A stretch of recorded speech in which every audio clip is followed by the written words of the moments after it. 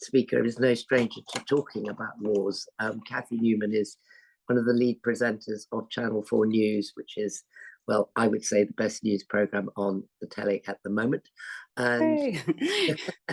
he has had lots of scoops, including lots of seedy stuff that's happened in Westminster, as well as being the only journalist who travelled to the Congo to report on the sexual violence when Angelina Jolie was doing that.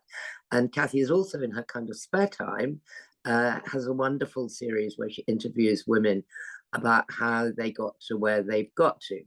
And she's called this series and the subsequent book The Ladder. So I'd like to start off because just the fact that you call it The Ladder means we're still climbing. Yeah, I mean, The Ladder, in a way, I'm sort of a bit tongue-in-cheek because, as you'll know from reading the book, a lot of the women who I interview say, well, the best thing about a career ladder is not to think of it as a ladder, because actually it's not A to B and, you know, straight up the rung and you're toiling up to the top, because most successful women have had quite a circuitous route to the top. And I find that quite reassuring because, for example, Nisha Katona, who founded Mowgli Street Food, which is an amazing chain of restaurants, I absolutely love it. And she talked about how, you know, she was a bit of a disappointment to her parents because she didn't study what they wanted her to study. And then she ended up sort of trying to be a barrister, but it wasn't really for her. And then she sort of hit on the fact that it was food and, you know, being an entrepreneur that got her going. And so she set up Mowgli Street Food, and now she's an incredibly successful entrepreneur and restaurateur. So I just found that very reassuring, that actually it's about sort of just like enjoying what you're doing and getting immersed in what you're doing. And, you know, hopefully if you're passionate about something and you love what you're doing, then you'll be better at it, and so you'll progress up the ladder without even thinking of it as a ladder. But I suppose your point is the ladder easier for men than it is for women? And I suppose that's what I'm alluding to in the subtitle about dodging the snakes, because yeah, I think there are more snakes who are going to tip you off your perch for a woman than there are for men, and I think that's still the case. And particularly if you're a woman of color, you know, there are more hurdles you've got to, sorry, I'm mixing my metaphors now, but more hurdles you've got to surmount on your way up the ladder, and I think that is still the case. Yes, and I mean, I would say also that the whole issue of having children is, I don't want to call it a snake, but it's without a doubt a very big break in the ladder, and one that as a society, I think we're not very good at dealing with. Yeah, and you know, the pram in the hall was always seen as the kind of impediment to literary success. Well, it can be an impediment to female success. But I think that was interested me as well, because from my own personal experience, you know, I've got a very supportive husband, and, you know, I absolutely couldn't do what I do without his support. And I found it interesting that a great many women in the book, like Brenda Hale, for example, she credits her husband for helping her propel her up the ladder. And I always think the first Women's Lib conference, the men did the childcare, and I love that.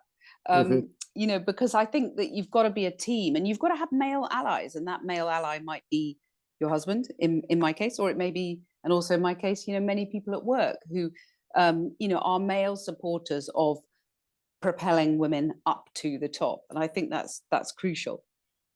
And I mean, I started Spare Rib magazine, which is now, I have to say, 51 years old. It's a very long time. And and by the way, you were in my first book.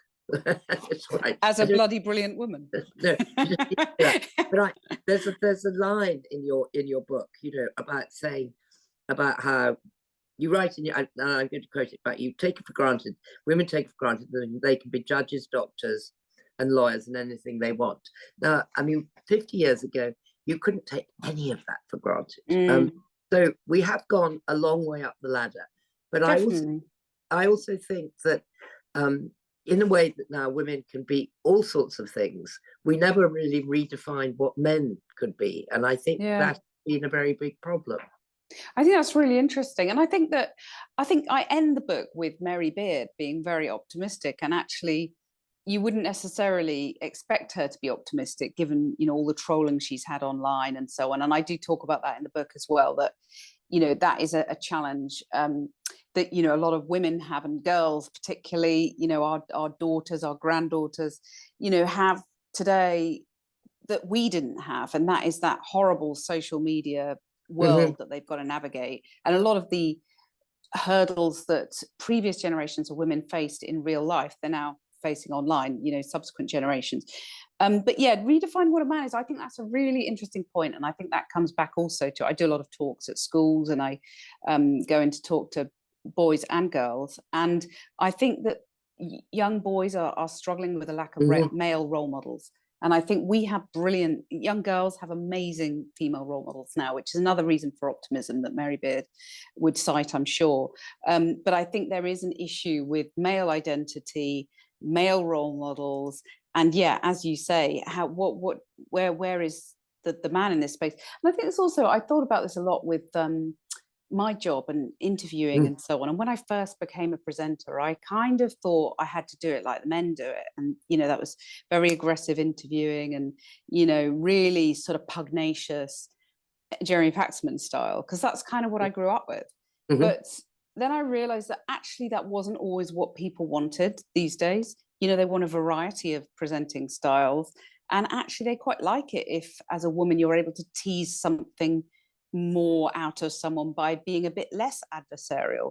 So that, I think, could be maybe the definition of what men and women do is much more fluid now and much more subtle than it has been in the past, and much less sort of binary. I'm not getting into gender politics and that, but just a little more shades of grey than we've had in the past.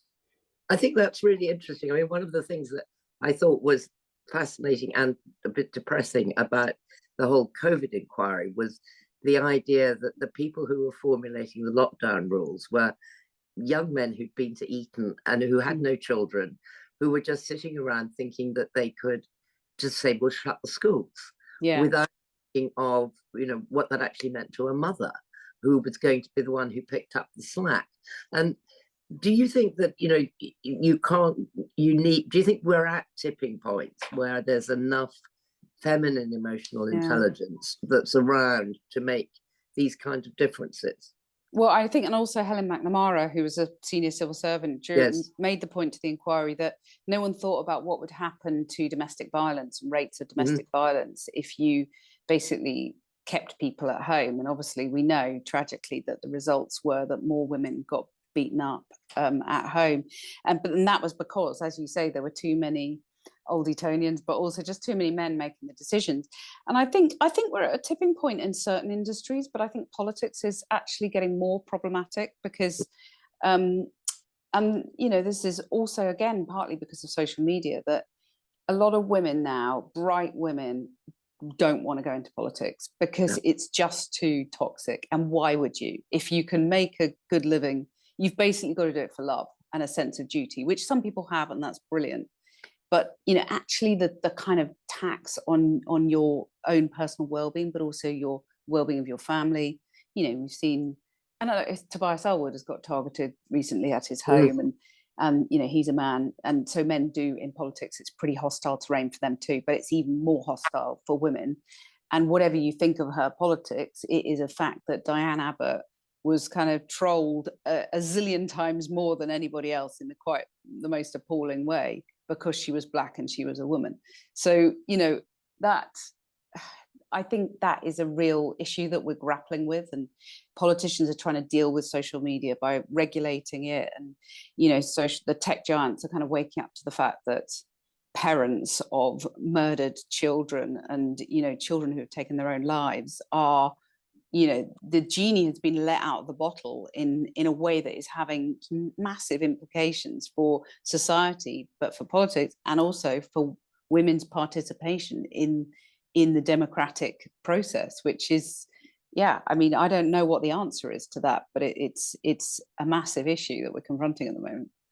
Yes, and you think of how people like, both Angela Rayner and Jess Phillips, and those people who I think are amazing role models for women.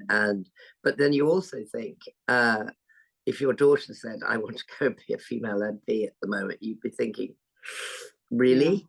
Especially if they want to have children. It's very, very scary, that. And I'm not quite sure at the moment how we fix it. Rather, if you can't get masses of women in to tip that balance.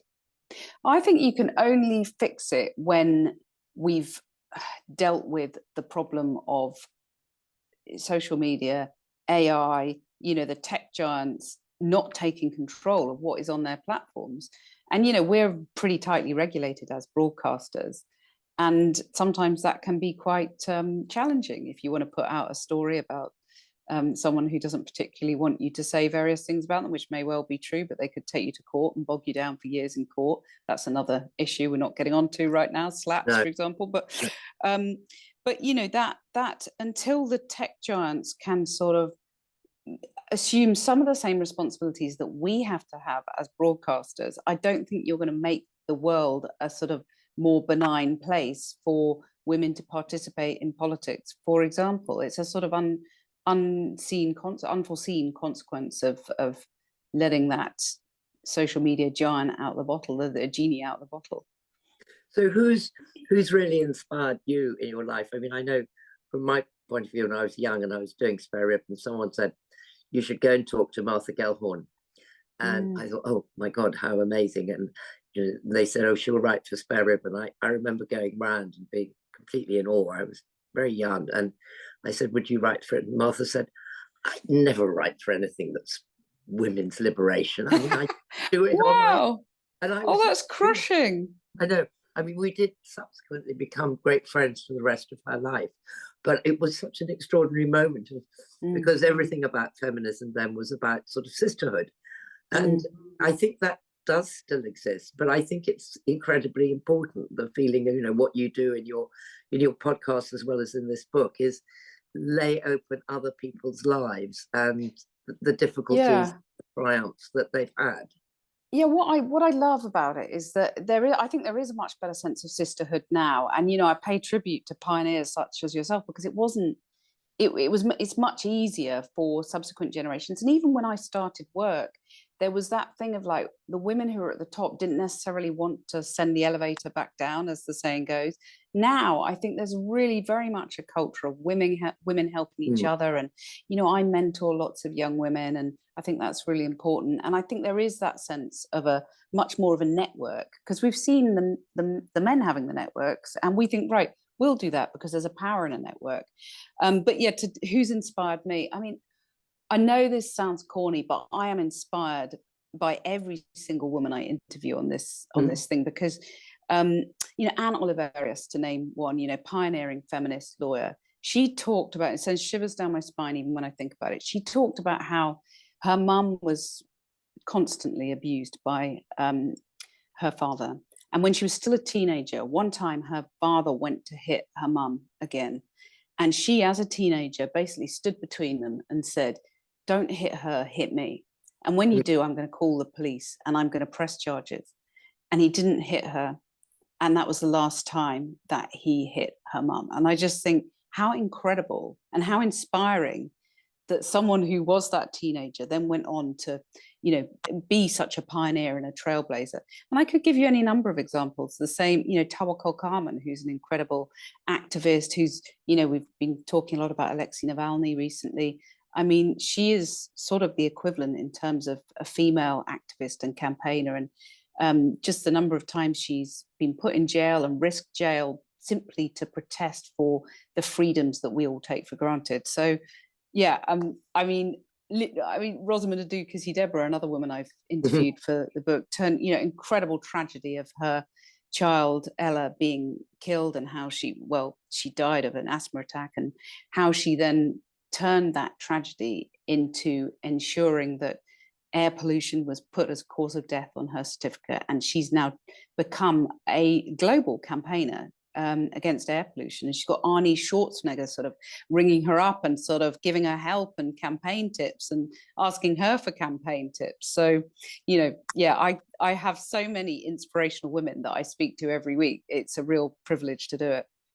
Well, thank you very much for sharing that. And there are lots of amazing women in Cathy's book that are really great to read about, and we do need role models, especially nowadays, to help us forward. And I completely agree with you about Rosamund. She is amazing, and she really has changed laws and changed the way that the world thinks about this unseeing poison that hangs all around us. And it's very, very impressive. It's simply awful that it took such a tragedy to make that happen. But my God, I do admire her courage. And thank you so much for finding the time to do this terrific book for all of us, and for anyone whose daughter needs a thought, or any age, go and get it. So thank you, Cathy. That was absolutely great.